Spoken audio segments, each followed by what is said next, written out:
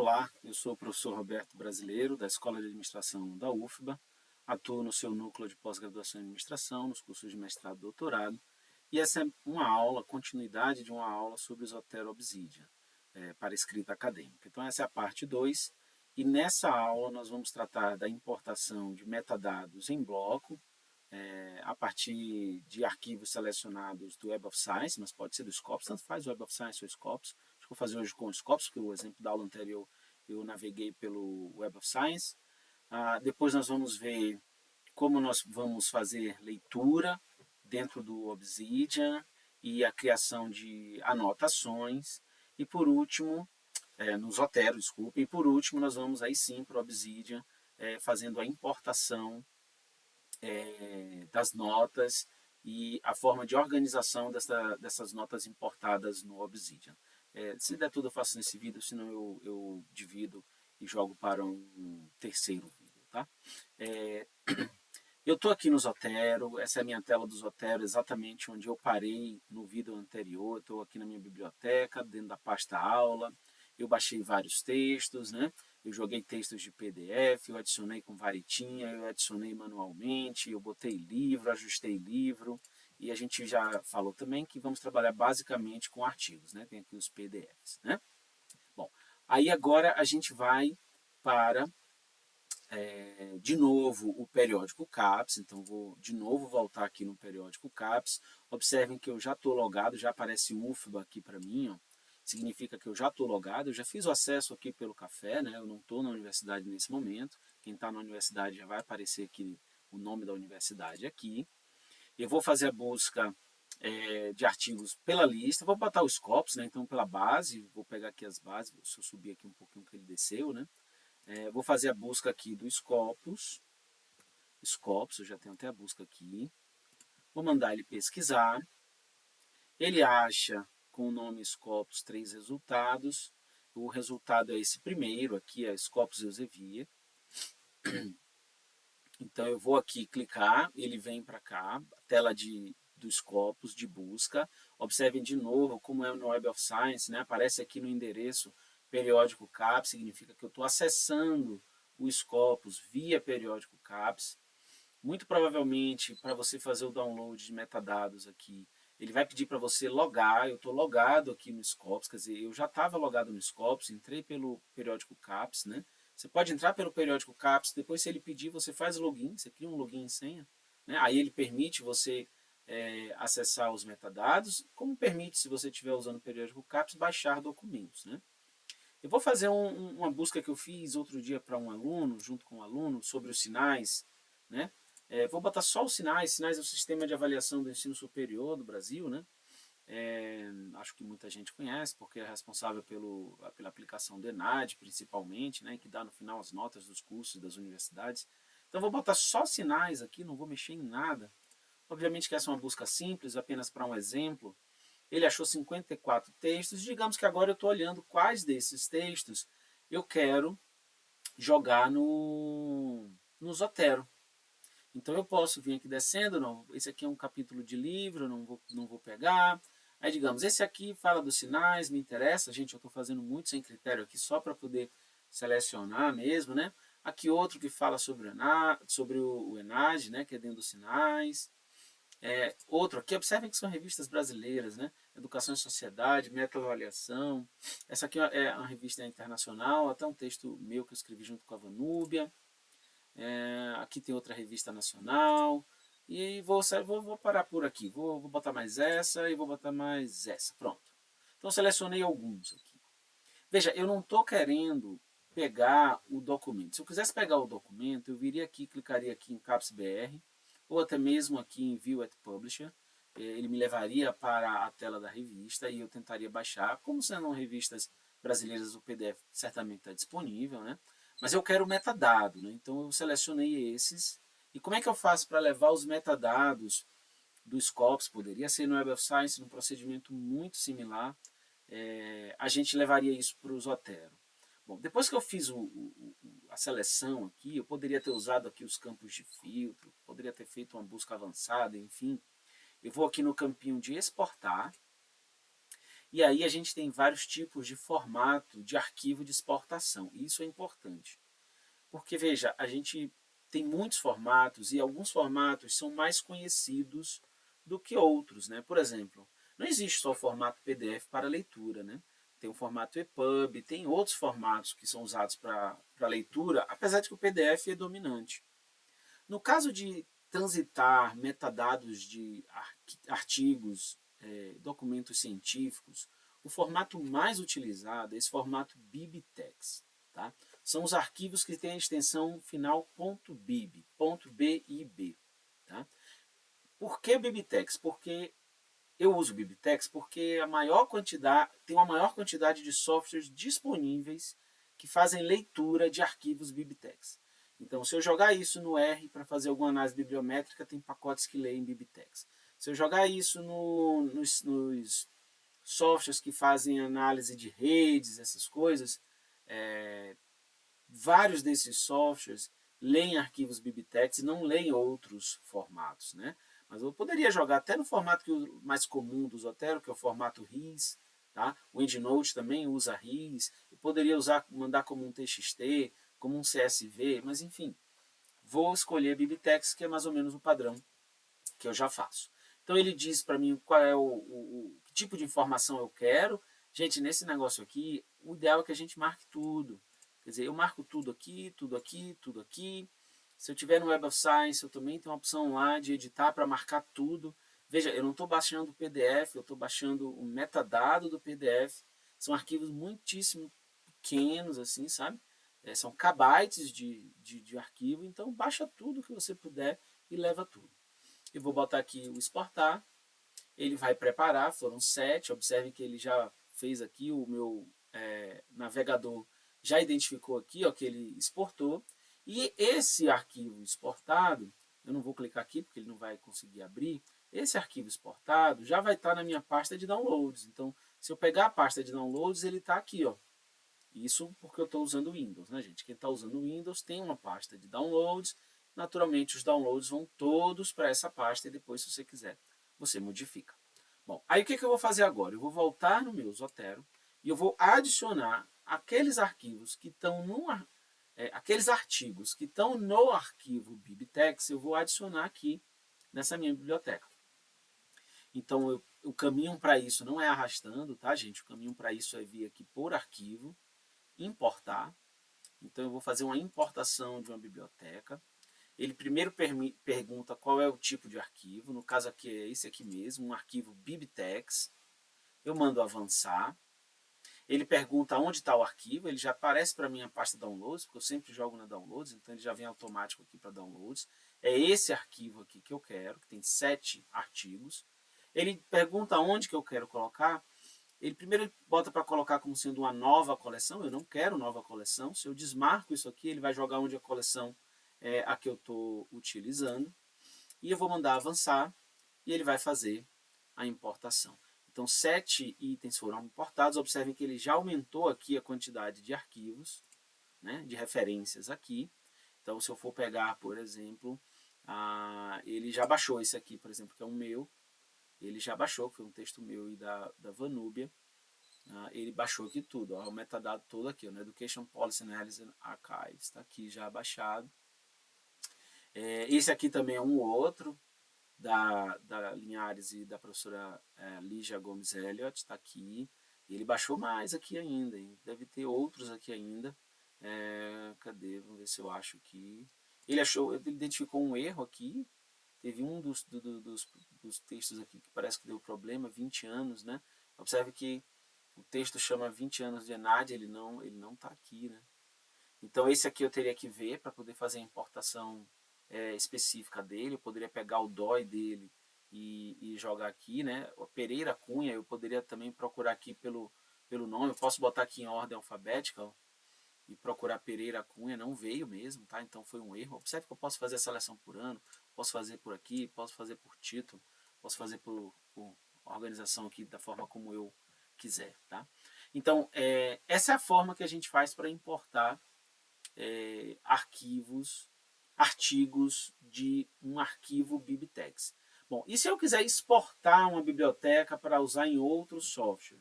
eu posso também vir aqui e faço a exportação da biblioteca. Então a mesma coisa, eu vou dizer qual é o formato, aí eu recomendo novamente que use o formato BibTeX. Não tem problema se você usar o RIS, outros, claro, assim, a tendência é que dê certo, sim. A gente usa o BibTeX apenas porque ele é o mais comum. Tá, beleza. Eu já tenho aí, eu poderia, por exemplo, ir atrás dos textos, né, como eu falei, né. Observe que, cadê deixa eu pegar aqui, cadê o outro texto que eu acabei de olhar aqui, Silva e Paixão, observe que não está com PDF, eu poderia vir botão direito, vamos ver se ele vai achar o texto completo. Bom, esse texto ele é um texto gratuito, né? Então é para achar. Se ele não achar, aí ele achou o texto. Se não achasse, eu teria que entrar manualmente. E uma vez que eu acho o texto, eu posso dar 2 cliques aqui, ó, e ele vai abrir o artigo. Ó, o artigo aqui, ó, Arquivos Analíticos de Políticas Educativas, é a revista com o título em português. Está aqui os muitos usos da avaliação de sinais, perspectiva coordenador da Universidade Federal da Bahia. E aí tem um artigo todo aqui.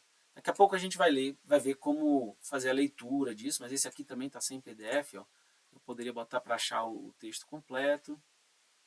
Ele achou também. Sendo textos de revistas brasileiras, provavelmente ele vai achar, né? Mas assim, pode ser que ele não ache. Acontece, né? Aqui, ó, esse mesmo ele não achou. Foi só falar que acontece, tá vendo? Aí esse aqui eu teria que pegar manualmente, né? Educação e Sociedade. Deve ser algum erro que está dando. Aí eu teria que fazer essa vinculação manual. Bom, a gente vai passar para uma outra parte agora, que é a parte de leitura.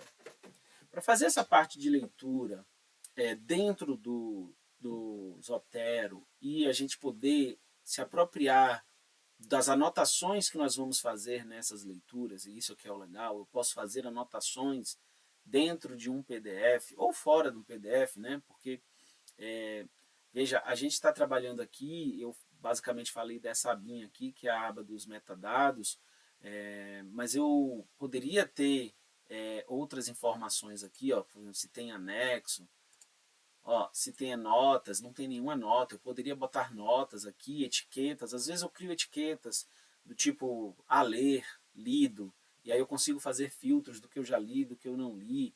Então, assim, tem muitas formas criativas de usar notas e etiquetas, principalmente etiquetas para fazer categorizações, notas mais para fazer textos mesmo, tá? E aí eu posso voltar aqui para as informações, bem por essa abinha daqui, ó, as informações aqui desse texto. Mas para fazer isso bem feito, eu preciso ter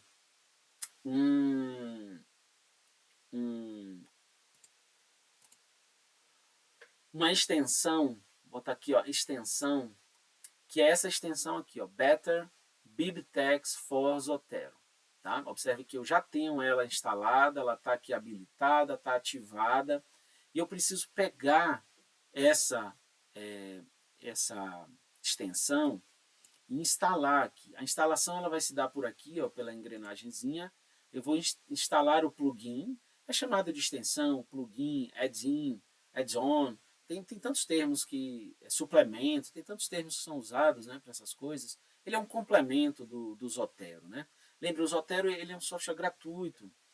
E assim, sendo gratuito, ele é muito coletivo, tem muitas extensões bacanas que podem ser instaladas. Outro dia eu estava vendo uma extensão de tradução. Quer dizer, a partir das anotações que eu faço, a partir das seleções de texto que eu faço, o Zotero consegue puxar isso e traduzir.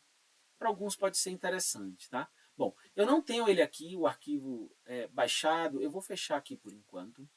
E eu vou para o meu navegador, eu vou voltar no meu navegador e eu vou dar um Google e procurar por Better BibTeX for Zotero e ele vai levar para essa página aqui. Essa página aqui eu vou colocar na descrição do vídeo para que as pessoas possam baixar a extensão, tá? Então aqui tem a página do Better BibTeX for Zotero, tem um monte de informação, você pode ler o que ele faz, se você tiver problema, tem suporte, enfim.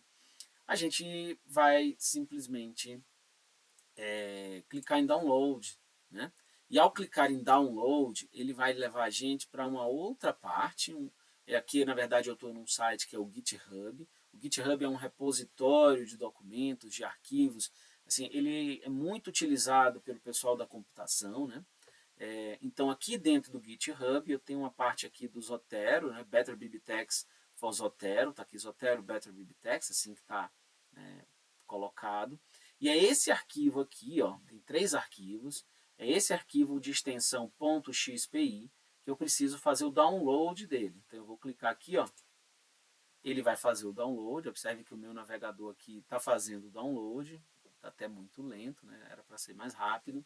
O arquivo é pequenininho, eu não clico aqui, eu não preciso clicar aqui, tá? Eu posso voltar para o meu Zotero. Aí agora eu venho em ferramentas, extensões, eu venho aqui de novo na engrenagemzinha, instalar plugin de arquivo, install plugin from file, e aí na pasta downloads ele vai aparecer para mim, ele tem que aparecer para mim o arquivo Bibtex. Cadê o arquivo Bibtex? Deixa eu cancelar aqui, por que ele não veio? Deixa eu ver se ele deu problema aqui no meu. Parece estar corrompida. Acho que deu algum problema na minha instalação. Eu vou voltar aqui, vou baixar de novo. Ele não está aceitando aqui, ele está dando erro. Provavelmente é a minha internet, gente, que não deve estar legal aqui. Ele está dando erro nessa extensão, tá? Aqui, gerenciar extensões. Ele não está achando. Ele provavelmente está dando erro aqui. Eu não vou conseguir mexer nisso agora. Deixa eu tentar só mais uma vez. Ele não está baixando, mas depois que você baixar o arquivo XPI, você volta aqui no Zotero, aí você vai vir aqui na engrenagemzinha, instalar, ele vai aparecer aqui para você, você vai clicar e vai mandar abrir. Só isso. Depois você pode voltar nessa tela e garantir que ele está aqui habilitado. Só precisa fazer isso. De preferência você reinicia o Zotero, né? Se não aparecer isso aqui, o que vai acontecer? Quando eu clicar em extensões, ele tem que aparecer aqui o Better Bibliotecs ativo. Se não aparecer, reinicia o computador. O que o Better Bibliotecs faz? Ele cria uma chave de citação, que é esse elemento aqui. Ó, eu não falei dele antes, porque não tinha chegado a hora de falar do Better Bibliotecs. Então, se a gente não tem o Better Bibliotecs, essa chave não vai aparecer dessa forma. Então, aqui, essa chave aqui, citation key, é uma chave primária. É como se fosse um código, um CPF único para cada documento que está na sua biblioteca. Isso é a garantia de que sua biblioteca, ainda que cheia, ela vai ter um código único para cada documento. Aí você fala, pô, mas por que teria duplicado? Veja, às vezes tem. Porque eu tenho, por exemplo, paixão aqui, ó, 1, 2, 3, só aqui tem 3, mas aqui tem mais outro, aqui tem mais outro. Então esses arquivos, eles poderiam se misturar. E o Zotero precisa garantir que esse arquivo aqui é desse artigo. Então não tem, ele precisa garantir isso para não correr risco de esse estar com esse aqui, por exemplo, que também é Silva. Silva e Paixão, aqui é Silva e Paixão, mas são textos diferentes. E essa Silva que está aqui são pessoas diferentes. Um é Vanúbia, outro é Djane. Tá aqui a Djane, aqui, ó. E aqui, se eu for descer aqui, está aqui, ó, Vanúbia. É uma outra pessoa, são pessoas diferentes. Então, a chave de citação, ela é a garantia disso. Tá? Bom, quem quiser estudar um pouquinho mais, aprender um pouquinho mais sobre esse negócio de chave de citação, eu tenho que tomar cuidado, porque às vezes a chave de citação ela vem exatamente no formato, aí documentos novos podem não vir com o formato que eu quero. Tá? Aí eu tenho como gerar uma nova chave de citação, né? Enfim, eu tenho como modificar essa chave de citação. Isso tudo pode ser visualizado aqui na parte de configurações. Eu fui rápido aqui, né, gente? Devagar, editar, configurações. A gente já viu aqui a parte de sincronização, a parte de exportação aqui é só para configuração, a exportação ela se dá pelo arquivo, mas aqui o formato, né, aqui está parametrizado para o formato Bibtex. A gente já viu a parte de citação aqui para poder adicionar a BNT. Falei rapidamente aqui do avançado para como trabalhar com pastas em caminhos relativos, para quem usa Google Drive, Dropbox, etc. E aqui tem o Better Bibtex, que não tinha, né? Quer dizer, no meu caso já tinha, mas no de vocês não tinha. e ele só aparece porque foi instalado o plugin. E aí aparece o formato, a fórmula da chave de citação, que é uma quantidade de caracteres do nome do primeiro autor com caixa minúscula, mais um pedacinho do título, 3 palavras, se não me engano, mais o ano. Né? E eu posso modificar isso aqui, ó. Eu posso alterar isso aqui. Mas, enfim, eu não acho que vale a pena a gente ficar mexendo nisso. Quem quiser, quem for usuário avançado, pode mexer nisso. E aí, se eu for olhar, ó, essa chave está aqui, ó, Lavelle, que é o primeiro autor, todo minúsculo, 3 primeiras palavras do título, então Opportunities, Challenges and Ahead. O end aqui ele não pega, tá? Então ele pegou essa e depois o ano, 2021. Bom, isso é super importante para quando a gente for depois também vincular com o Obsidian. Mas se a gente quer garantir que os nossos documentos aqui não fiquem com duplicações assim, e identificações erradas, cruzadas erradas, o Better Bibliotex resolve isso. Tá? Bom, aí legal. Eu estou aqui no Zotero e agora chegou o momento onde eu vou começar a ler os textos. Né? E aí eu vou pegar, por exemplo, vou pegar esse aqui não, que não tem PDF, eu vou pegar alguns que tem PDF, tá, gente? Claro, se eu vou ler, eu preciso do PDF aqui. E eu vou fazer essa leitura no Zotero. Então, eu vou fazer aleatório, só como exemplo, tá?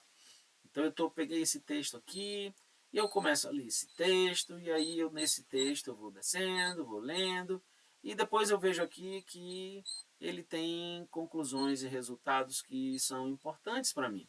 Então eu vou, poxa, esse parágrafo aqui ele é muito importante para mim. Quando eu seleciono, observem que esse leitor de PDF aqui, ele tem aqui para zoom mais, zoom menos, a página. Eu posso modificar alguns elementos aqui, né? Pegar texto, tirar foto, riscar. Mas normalmente o que a gente faz mais? A gente seleciona um texto e lê e marca, né? É assim que a gente faz. É como se eu estivesse lendo o texto impresso e fosse sublinhando, né? Ou como se eu estivesse lendo no Acrobat e fosse fazendo marcações no Acrobat, né? Então essa parte aqui me interessou, essa outra parte aqui também me interessou. Gente, a corzinha aqui que eu vou marcar não faz diferença nenhuma, a não ser que eu crie algum tipo de categorização, né? Amarelo é alguma coisa, rosa é outra coisa, mas enfim. E aí eu vou lendo o texto e vou pegando, pô, essas partes aqui são partes importantes para mim, que eu quero. Então esse parágrafo aqui também quero. Ó. Isso aqui é uma conclusão, aqui não pegou, né? É uma conclusão importante que esse autor está chegando, então eu vou marcar aqui também.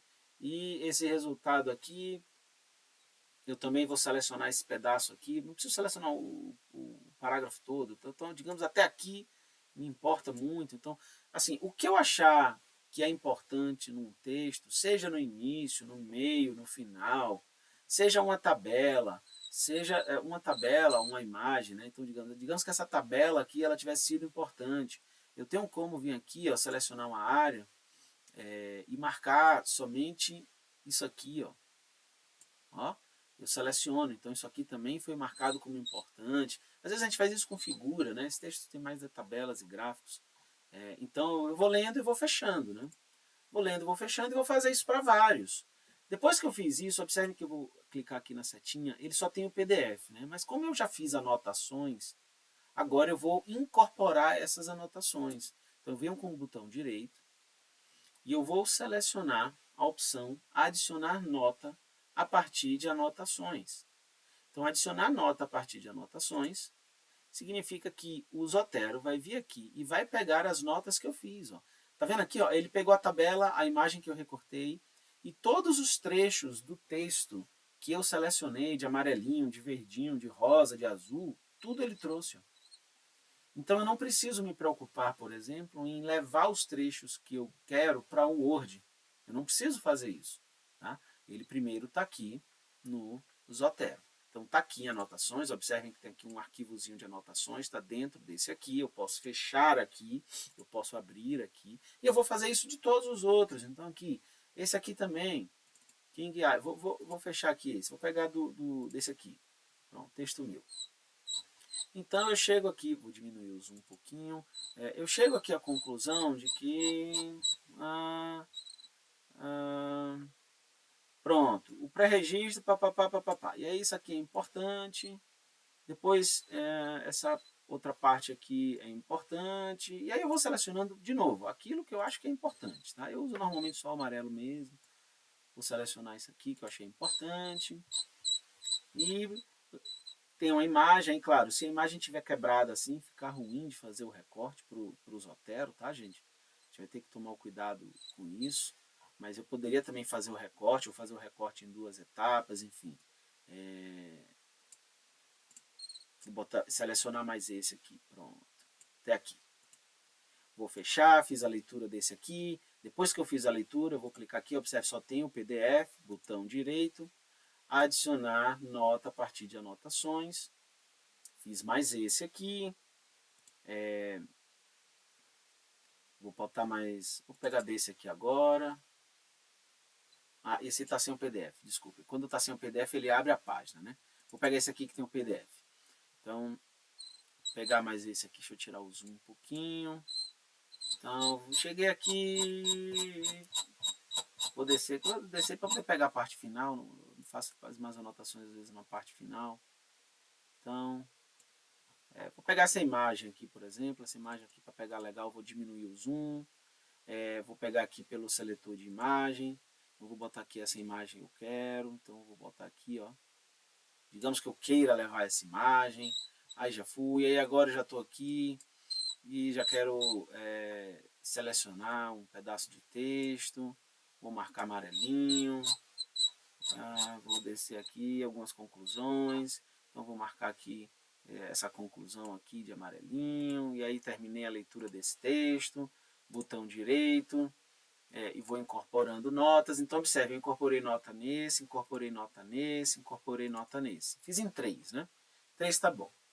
Bom, o que acontece? A partir do momento que eu tenho as notas aqui, os textos eles já estão aqui, ó. Os trechos, né? Os trechos do texto que eu quero. Então aqui também tem aqui trechos do texto.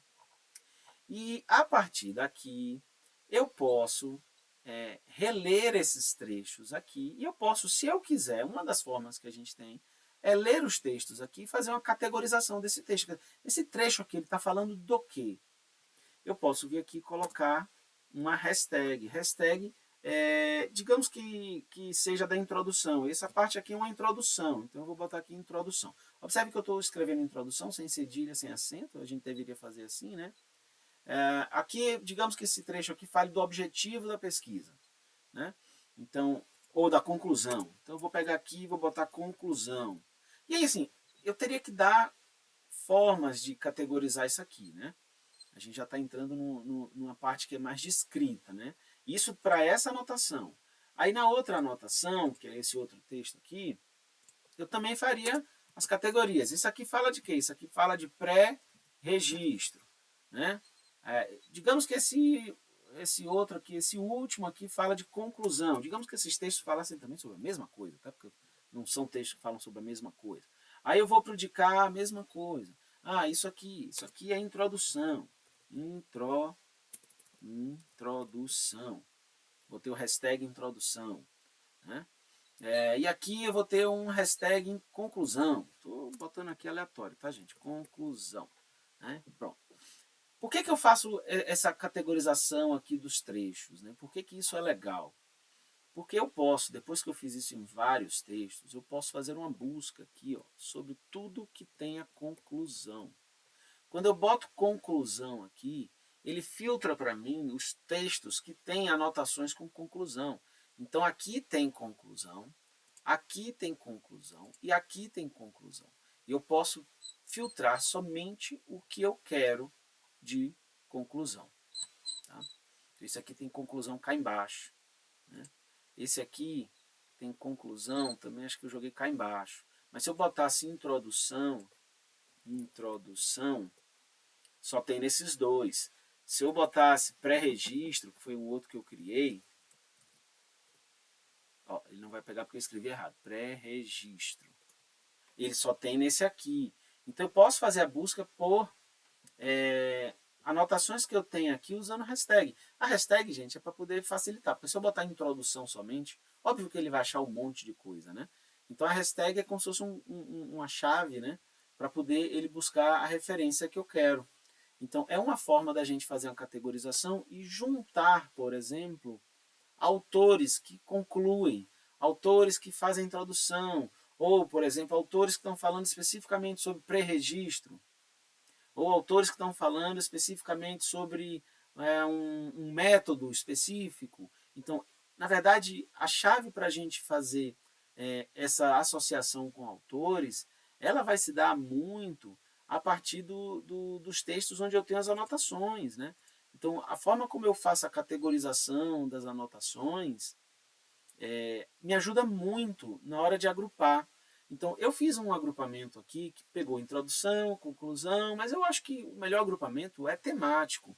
Então, autores que estão falando, por exemplo, sobre o conceito de sinais. Digamos que a gente esteja falando só sobre sinais. Autores que estão falando sobre a origem dos sinais. Então, tudo que estiver falando de origem, eu vou colocar uma hashtag origem. Então, eu posso associar depois todo mundo que falou do histórico dos sinais, todo mundo que falou do conceito dos sinais, todo mundo que trouxe uma pesquisa quantitativa dos sinais, ou uma pesquisa qualitativa dos sinais, ou que usou os sinais em alguma universidade, ou que traz conclusões sobre os sinais. Então, uma das coisas mais interessantes e mais importantes nesse momento é exatamente a gente pensar em como, após ter lido os textos e ter selecionado trechos dos textos que automaticamente vieram aqui para o lado, como eu faço essa categorização. Então, essa categorização é a grande chave para a gente trabalhar a escrita. Tá legal? Bom, eu vou parar esse vídeo por aqui, porque acho que ele já está um pouco longo, e vou voltar numa parte 3, falando agora de como a gente vai migrar essas anotações para o Obsidian, e a gente vai ver que essa categorização no Obsidian ela é mais fácil ainda de fazer do que no Zotero. O Zotero, o hashtag funciona, mas eu acho que ele dá trabalho. No Obsidian é mais fácil da gente conseguir fazer essas categorizações e juntar todos os trechos num único lugar. Tá? Vou parar aqui e continuo no próximo vídeo. Até lá!